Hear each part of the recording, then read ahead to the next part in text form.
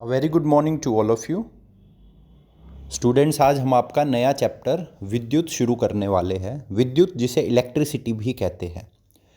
सबसे पहले विद्युत का उपयोग आपको पता ही है। विद्युत का उपयोग हमारे घरों, स्कूलों, अस्पतालों, उद्योगों मतलब फैक्ट्रियों को प्रकाशमान बनाने का एक महत्वपूर्ण साधन है। इसका उपयोग करके आप प्रकाश हासिल कर सकते हैं। विद्युत ऊर्जा का एक रूप है। किसका रूप है? ऊर्जा का। ये आपको ध्यान रखना है, क्योंकि अगर आपको किसी यंत्र को चलाना है तो ऊर्जा की आवश्यकता होगी। तो विद्युत वो ऊर्जा हमें देती है। आइए शुरू करते हैं पहला टॉपिक, जिसका नाम है विद्युत धारा और विद्युत परिपथ। सबसे पहले देखते हैं विद्युत धारा, जिसको इंग्लिश में इलेक्ट्रिक करंट भी हम कहते हैं। अब स्टूडेंट्स, जो विद्युत धारा होती है वो आवेश के बिना हो नहीं सकती। जब तक आवेश नहीं होगा तब तक विद्युत धारा भी नहीं होगी। आवेश, जिसको इंग्लिश में चार्ज भी कहते हैं।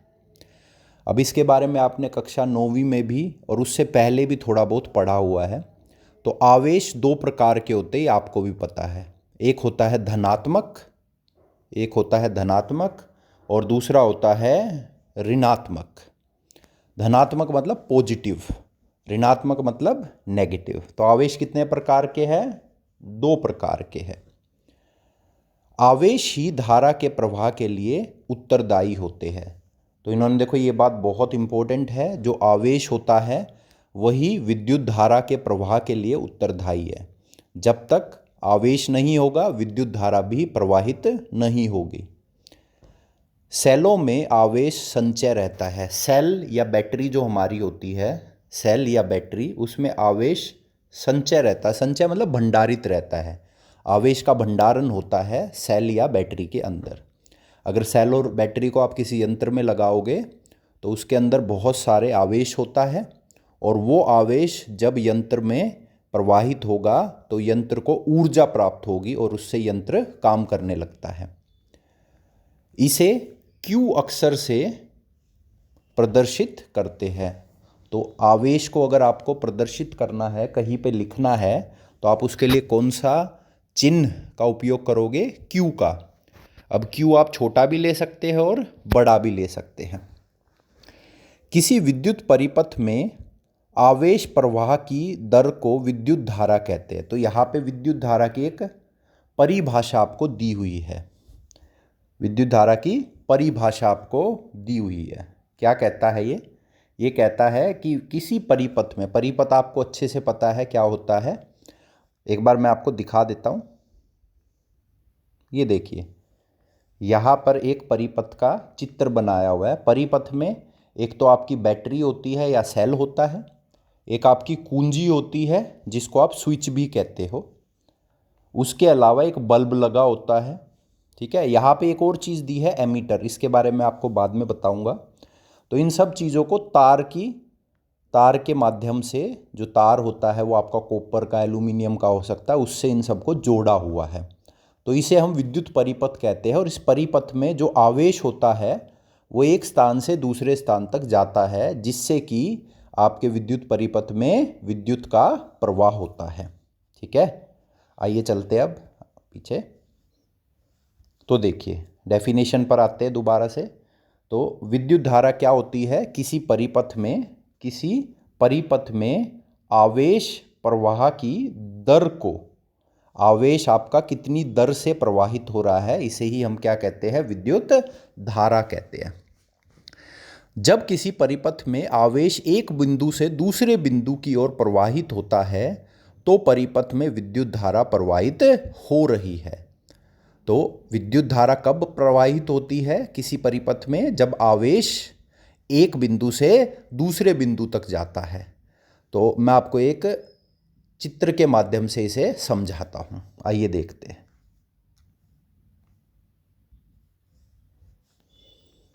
ये देखिए स्टूडेंट्स, आपका एक चित्र दिया हुआ है जिसमें ऊपर आपको एक सिलेंडर के आकार का एक तार दिखाई हुई है।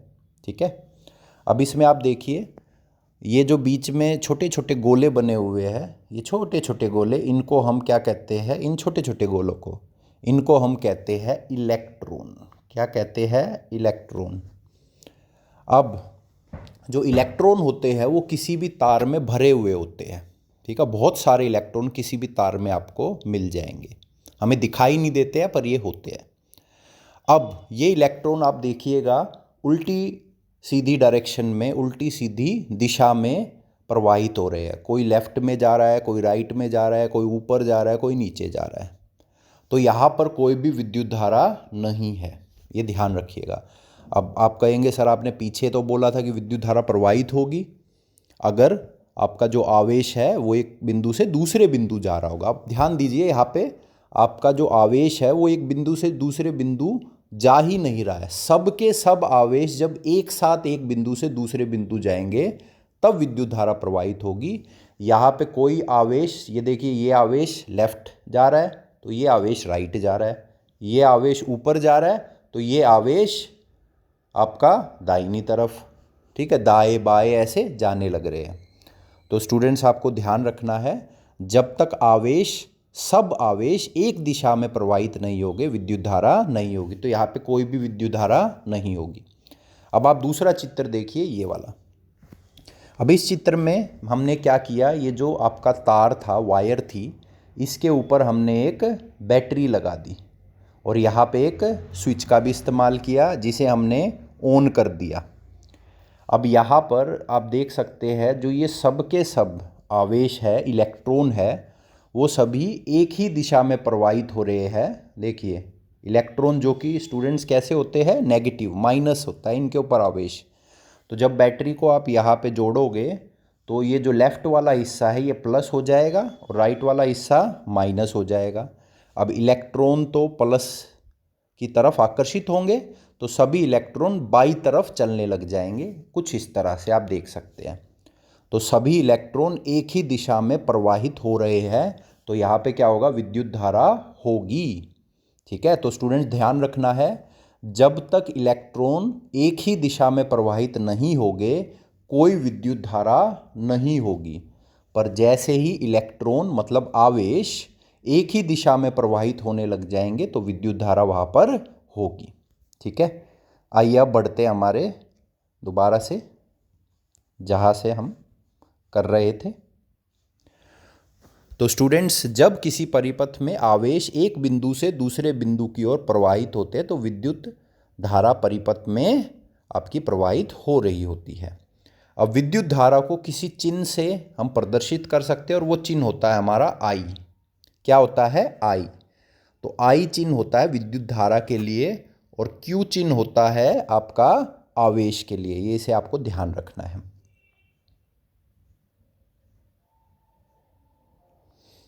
चलिए आगे एक बार इसकी रिवीजन लेते हैं जो अभी तक हमने किया है। देखिए स्टूडेंट, सबसे पहली बात जो हमने की वो की कि विद्युत क्या है, ऊर्जा का एक रूप है। उसके बाद विद्युत धारा, तो विद्युत धारा किसके बिना नहीं हो सकती, आवेश के बिना नहीं हो सकती। आवेश कितने प्रकार का है, दो प्रकार का, धनात्मक और दूसरा होता है आपका ऋणात्मक। आवेश को किस अक्षर से प्रदर्शित करते हैं, क्यू से। क्यू छोटा भी हो सकता है, बड़ा भी हो सकता है। अब किसी परिपथ में जब आवेश एक बिंदु से दूसरे बिंदु की ओर प्रवाहित होता है तो परिपथ में क्या होता है, विद्युत धारा होती है। इसके अलावा विद्युत धारा की एक परिभाषा भी दी है यहाँ पर। विद्युत धारा की परिभाषा ये देखिए, किसी परिपथ में आवेश प्रवाह की दर को, समय दर को क्या कहते हैं, विद्युत धारा कहते हैं। अब अगले पेज पे भी ये दोबारा से आएगा। और विद्युत धारा को किस अक्षर से प्रदर्शित करते हैं, आई अक्षर से प्रदर्शित करते हैं। चलिए आइए बढ़ते हैं अगले पेज की तरफ। तो स्टूडेंट्स यहाँ पर आपको विद्युत धारा और आवेश को निकालने का सूत्र भी मिलेगा। सबसे पहले देखते हैं विद्युत धारा को किस सूत्र से निकाला जाता है। तो ये होता है सूत्र जिससे हम विद्युत धारा को निकालते हैं। इसको आपको याद करना अच्छे से, I बराबर में Q भाग में T। तो Q को जब आप T से भाग कर रहे हो उसके बाद आपको विद्युत धारा मिलती है। Q क्या होता है, Q हमारा होता है आवेश और T क्या होता है, हमारा समय होता है। इसके बाद चलते हैं विद्युत धारा का मात्रक क्या होता है। ठीक है, तो विद्युत धारा का मात्रक, तो विद्युत धारा का जो मात्रक होता है वो होता है एम्पियर। क्या होता है? एम्पियर, जिसे अक्षर ए से प्रदर्शित किया जाता है। किससे? ए अक्षर से प्रदर्शित किया जाता है। उसके बाद देखते हैं आपका जो आवेश होता है उसका मात्रक क्या होता है। तो जो आवेश होता है स्टूडेंट्स, उसका मात्रक होता है कूलाम। क्या होता है? कूलाम, जिसको सी अक्षर से प्रदर्शित करते हैं। और समय का मात्रक तो आपको पता ही है, समय सेकंड में होता है। तो विद्युत धारा का मात्रक क्या होता है? एम्पियर, ए अक्षर से इसको प्रदर्शित करते हैं। आपका आवेश का मात्रक क्या होता है? कूलाम, जिसको सी अक्षर से प्रदर्शित करते हैं। और समय का मात्रक आपको पता ही है, सेकंड होता है। अब देखते हैं, अब एक परिभाषा आपकी एग्ज़ाम में आती है कि आप विद्युत धारा के मात्रक को प्रदर्शित कीजिए। तो मात्रक मतलब एम्पियर। कभी भी किसी के मात्रक को प्रदर्शित करना आ जाए, इसका मतलब वो आपसे उसके वन जैसे यहाँ पे विद्युत धारा का मतलब एम्पियर है, तो वो आपको 1 एम्पियर को प्रदर्शित करने के लिए, परिभाषित करने के लिए बोल रहा है। तो आइए सूत्र के माध्यम से इसको निकालते हैं। तो ये देखिए, I बराबर में Q भाग में T। तो हमने क्या किया, जो Q था उसको 1 कूलाम रख दिया। ऐसे ही जो समय है उसको क्या रख दिया? 1 सेकंड। तो अब परिभाषा आपकी क्या बन जाएगी? तो यदि किसी चालक में या किसी तार में या किसी वायर में 1 कूलम आवेश, कितना आवेश? 1 कूलम 1 सेकंड तक प्रवाहित हो रहा है, तो चालक में विद्युत धारा 1 एम्पियर होगी। कितनी होगी? 1 एम्पियर। तो अगर किसी चालक में हमें विद्युत धारा 1 एम्पियर चाहिए, तो कितना आवेश उसमें प्रवाहित होना चाहिए? 1 कूलम। और कितनी देर तक? 1 सेकंड तक। तो अगर किसी चालक में, चालक का मतलब होता है जिससे विद्युत प्रवाहित हो सकती है, जैसे आपका एल्यूमिनियम, कॉपर, ये सब। तो यदि किसी चालक में 1 कूलम आवेश 1 सेकंड तक प्रवाहित होता है, तो वहाँ पर विद्युत धारा 1 एम्पियर होती है। तो ये 1 एम्पियर की परिभाषा है। अब आइए आगे बढ़ते हैं। मुख्यतः धारा इलेक्ट्रॉन का प्रवाह ही है। तो ये बात मैंने आपको पहले भी बता दी है, चित्र में भी दिखाया था। जब इलेक्ट्रॉन प्रवाहित होते हैं एक दिशा से दूसरे दिशा की तरफ मिलकर एक साथ, तो आपकी विद्युत धारा प्रवाहित होती है। तो विद्युत धारा किसके कारण है? इलेक्ट्रॉन के कारण है। इलेक्ट्रॉन क्या है? एक आवेश है जिसके ऊपर ऋणात्मक आपका आवेश होता है। ऋणात्मक होता है, ये ध्यान रखिएगा, माइनस में होता है। अब देखिए आगे क्या है। अब यहाँ पे एक बहुत इंपॉर्टेंट बात लिखी हुई है, 1 कूलम। अब जो आपका आवेश होता है वो किसकी वजह से है? आपका किसकी वजह से? इलेक्ट्रॉन की वजह से। तो 1 इलेक्ट्रॉन पर कितना आवेश होता है? सबसे पहले तो ये देखिए, ये याद रखना आपको, 1.6 गुणा में 10 की पावर -19 कूलम। ये 1 इलेक्ट्रॉन के ऊपर आवेश होता है, जो आपको ध्यान रखना है। अब अगर आपको 1 कूलम आवेश चाहिए तो आपको कितने इलेक्ट्रॉन की आवश्यकता होगी? तो 1 कूलम आवेश के लिए हमें आवश्यकता होती है 6.25। यहाँ पर आएगा 6.25, यहाँ पे 6 लिखा हुआ है, 6 की जगह आएगा 6.25 गुणा में 10 की पावर 18 इलेक्ट्रॉन। इतने इलेक्ट्रॉन की हमें आवश्यकता होती है अगर हमें किसी भी चालक में 1 कूलम आवेश चाहिए। तो आवेश किसकी वजह से है? इलेक्ट्रॉन की वजह से। 1 इलेक्ट्रॉन पर कितना आवेश है? 1.6 गुणा में 10 की पावर -19 कूलम। और अगर हमें 1 कूलम आवेश चाहिए तो कितने इलेक्ट्रॉन की आवश्यकता पड़ेगी? 6.25 गुणा में 10 की पावर 18 इलेक्ट्रॉन की आवश्यकता पड़ेगी। ये एग्जाम में पूछा भी जाता है, मैंने क्वेश्चन आंसर में सोल्व भी करके दिखाया है।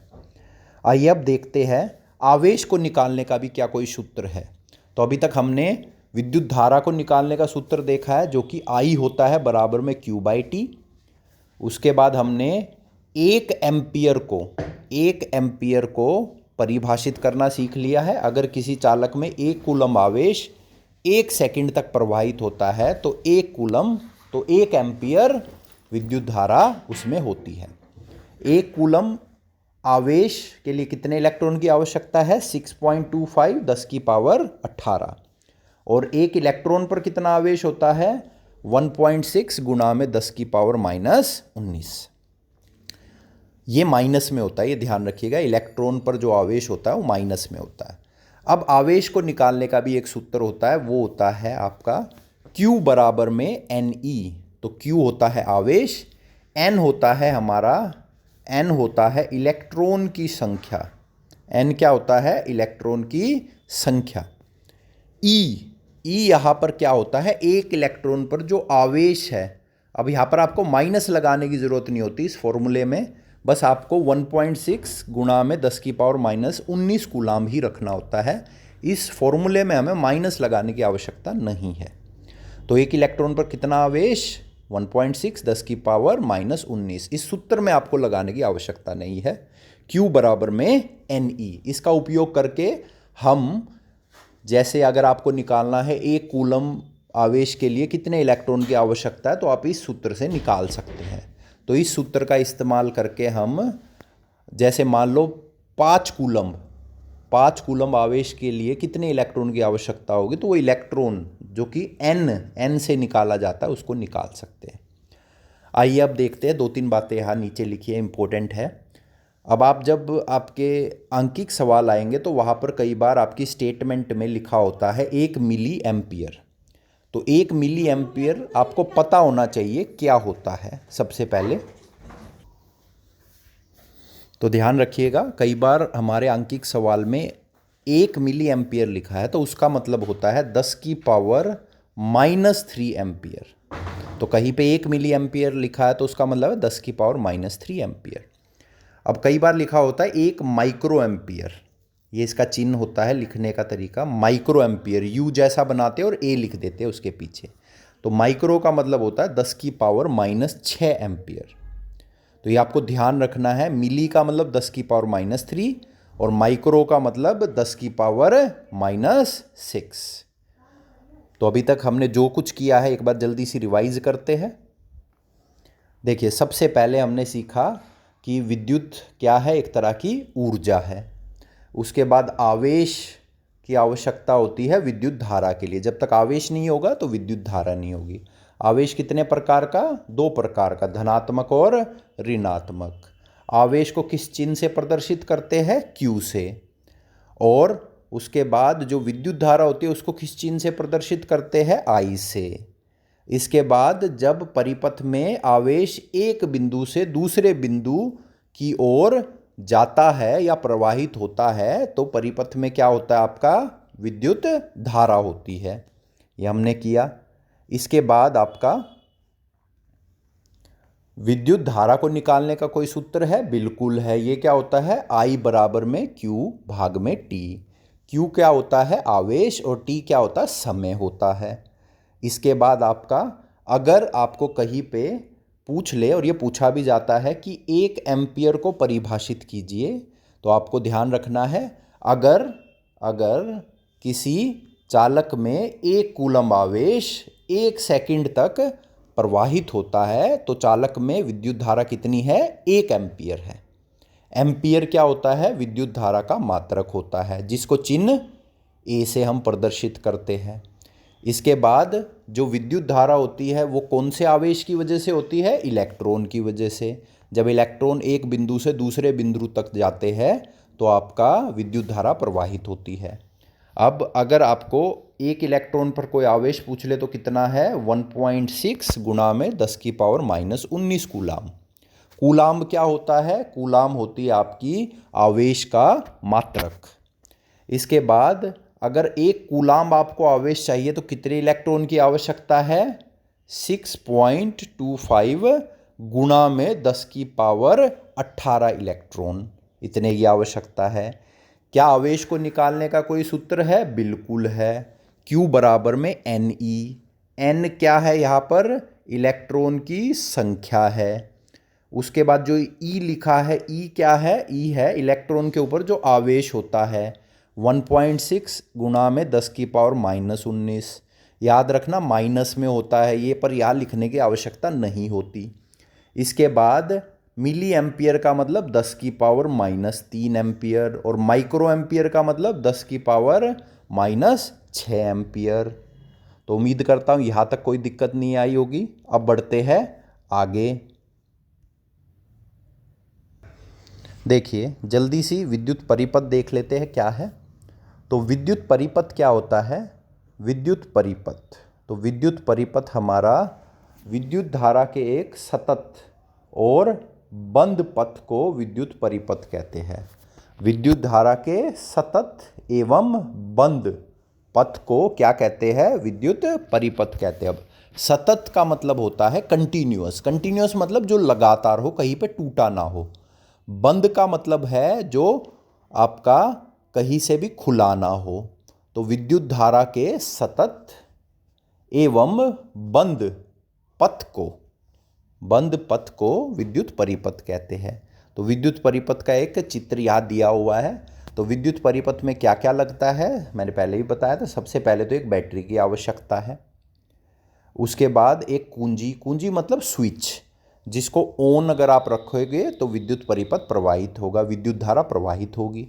उसके बाद एक आप बल्ब लगा सकते हैं, ये बल्ब का चिन्ह होता है। इसके बाद यहाँ पे एक और चीज़ लगी है एमीटर, इसके बारे में मैं आपको बताऊंगा बाद में। पर एमीटर का आप ध्यान रखिए, इसको विद्युत धारा को मापने के लिए इस्तेमाल किया जाता है, परिपथ में कितनी विद्युत धारा है।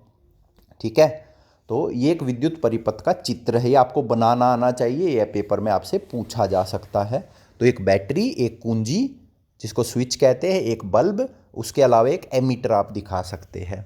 ठीक है, अब बच्चा कहता सर ये एमीटर के ऊपर प्लस माइनस लगा है, तो ये कैसे लगा है? देखिएगा, ये माइनस लगा है ना जहाँ, तो ये वाला जो हिस्सा है ये बैटरी के माइनस से जुड़ा हुआ है, इसलिए यहाँ माइनस है, तो दूसरी तरफ क्या आएगा? प्लस आएगा। इस तरह से आप इसको आसानी से निकाल भी सकते हैं।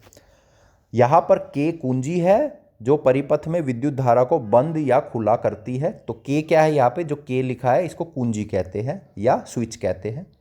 ये जो ए क्या है? ये है एमीटर, जो मैंने पहले ही बताया, इसको विद्युत धारा को मापता है, मापने के लिए इस्तेमाल किया जाता है। ठीक है, अब देखिए एक नोट करके एक बात लिखी है इंपॉर्टेंट। धारा हमेशा इलेक्ट्रॉन की गति की दिशा के विपरीत दिशा में प्रवाहित होती है। अब विद्युत धारा की आपको दिशा बताई हुई है, इलेक्ट्रॉन जिस भी दिशा में प्रवाहित होंगे, इलेक्ट्रॉन जिस भी दिशा में प्रवाहित होते हैं उस दिशा के विपरीत दिशा में विद्युत धारा की दिशा होती है। तो विद्युत धारा की दिशा क्या होती है? इलेक्ट्रॉन के विपरीत दिशा में। अब इलेक्ट्रॉन आपको पता ही है कहाँ से कहाँ प्रवाहित होते हैं। देखिए मैं दिखाता हूँ आपको, ये चित्र में भी मैंने आपको ये चीज़ दिखाई थी। देखिए इस चित्र में आप देख सकते हैं इलेक्ट्रॉन आपके, दूसरे वाले चित्र में देखिए ये वाला, इलेक्ट्रॉन माइनस से प्लस की तरफ जा रहे हैं। तो अगर इलेक्ट्रॉन माइनस से प्लस जा रहे हैं तो विद्युत धारा की दिशा क्या होगी? प्लस से माइनस की तरफ। तो ये आपको ध्यान रखना है, विद्युत धारा की दिशा होती है आपकी प्लस से माइनस की तरफ। ये सवाल पेपर में पूछा भी जाता है। ठीक है, इलेक्ट्रॉन ऋण ध्रुव से घन ध्रुव की ओर प्रवाहित होती है, ये बात मैंने आपको बताई दी है। तो इलेक्ट्रॉन की दिशा माइनस से प्लस की तरफ और विद्युत धारा की दिशा इलेक्ट्रॉन के विपरीत प्लस से माइनस की तरफ, इसको आपको ध्यान रखना है। तो उम्मीद करता हूँ यहाँ तक कोई डाउट नहीं होगा। अब आपको एक दो क्वेश्चन आंसर मैं डिस्कस कर लेता हूँ। तो आइए ये देखते हैं, आपके कुछ क्वेश्चन आंसर है, ये पहले पेज के सवाल हैं। तो विद्युत परिपथ का क्या अर्थ होता है? विद्युत परिपथ का क्या अर्थ होता है, ये पहला सवाल है। आइए देखते हैं इसका जवाब। तो मैंने आपको बता ही दिया, विद्युत धारा के सतत तथा बंद पथ को विद्युत परिपथ कहते हैं। विद्युत परिपथ से होकर विद्युत धारा गुजर सकती है, विद्युत परिपथ की खासियत है, विद्युत परिपथ से विद्युत धारा गुजर सकती है। तो विद्युत परिपथ क्या है? विद्युत धारा का सतत तथा बंद पथ, इसे विद्युत परिपथ कहते हैं। अब देखिए आपका दूसरा सवाल क्या है। दूसरा सवाल है, विद्युत धारा के मात्रक की परिभाषा लिखिए। तो विद्युत धारा का मात्रक आपको बहुत अच्छे से पता है, विद्युत धारा का मात्रक क्या है आपका? एम्पियर है। अब आपको 1 एम्पियर को परिभाषित करना है, तो इसको हमने कैसे किया, सबसे पहले सूत्र लिखा, I बराबर में Q/T, Q भाग में T। अब जहाँ पे I लिखा है वहाँ पे लिख दिया 1 एम्पियर, जहाँ Q लिखा है वहाँ पे लिख दिया 1 कूलाम, जहाँ T लिखा है वहाँ पे लिख दिया 1 सेकेंड। तो 1 एम्पियर कब होगा, जब 1 कूलाम आवेश 1 सेकेंड तक प्रवाहित होगा। तो जब 1 सेकेंड में 1 कूलाम आवेश, जब 1 सेकेंड में 1 कूलाम आवेश का प्रवाह होता है तो विद्युत धारा 1 एम्पियर कहलाती है। तो ये परिभाषा हो गई, जब 1 सेकेंड में 1 कूलाम आवेश का प्रवाह होता है तो विद्युत धारा 1 एम्पियर कहलाती है। बहुत सिंपल सा है। आइए अब बढ़ते हैं तीसरे सवाल की तरफ। तो तीसरा सवाल है, 1 कूलाम आवेश की रचना करने वाले इलेक्ट्रॉनों की संख्या बताइए। तो जो कि मैंने आपको पहले ही बताया, कितनी संख्या होती है, 6.25 गुणा में 10⁻18। तो देखते हैं इसको कैसे निकालते हैं। तो सबसे पहले क्या करेंगे, आप सूत्र लिखेंगे Q बराबर में N, क्योंकि आवेश को निकालने का यही सूत्र है। यहाँ पे Q क्या होता है, आवेश होता है, N होता है इलेक्ट्रॉन की संख्या, और E क्या होता है, 1.6 गुणा में 10⁻19 कूलाम। अब हमें 1 कूलाम आवेश में इलेक्ट्रॉन की संख्या निकालनी है, तो Q की जगह मैंने लिख दिया, Q की जगह लिख दिया 1 कूलाम। N ऐसे का ऐसे, क्योंकि N हमें निकालना है, और E की जगह हमने क्या लिख दिया, 1.6 गुणा में 10⁻19 कूलाम। अब देखिए क्या किया, अगले उसमें मैंने N निकालने के लिए 1 कूलाम के नीचे किसको भेज दिया, 1.6 10⁻19 कूलाम को। अब C से C कट जाएगा, कूलाम से कूलाम को आप काट दोगे। इसके बाद जो नीचे 10⁻19 है वो ऊपर जाके क्या बन जाएगा, 10⁻+19। आपको पता है नीचे से ऊपर भेजने पर जो पावर होती है उसका साइन बदल जाता है, तो ऊपर जाके +19 बन गया और नीचे 1.6 रह गया। अब 1.6 का मतलब होता है 16/10, तो 1.6 का जो 10 है वो भी हमने ऊपर भेज दिया, तो ऊपर जाके कितना हो गया, 10⁻20।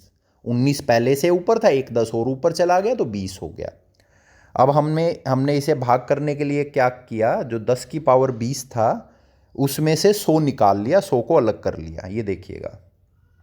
तो जब हम 100 अलग कर लेंगे तो 10⁻18 रह जाएगा। अब इस 100 को हम 16 से भाग कर सकते हैं, तो भाग करने के बाद आएगा 6.25, और 10⁻18 आपका ऐसे का ऐसे रह जाएगा। तो आपका उत्तर क्या आया, 6.25 गुणा में 10⁻18। तो 1 कूलम आवेश के लिए हमें कितने इलेक्ट्रॉन की आवश्यकता है, 6.25 10⁻18 इलेक्ट्रॉन की। ठीक है, तो ये क्वेश्चन आंसर भी आप आज साथ साथ कर लीजिएगा। आज की वीडियो में हम इतना ही करेंगे, अगला हिस्सा अगली वीडियो में। Thank you.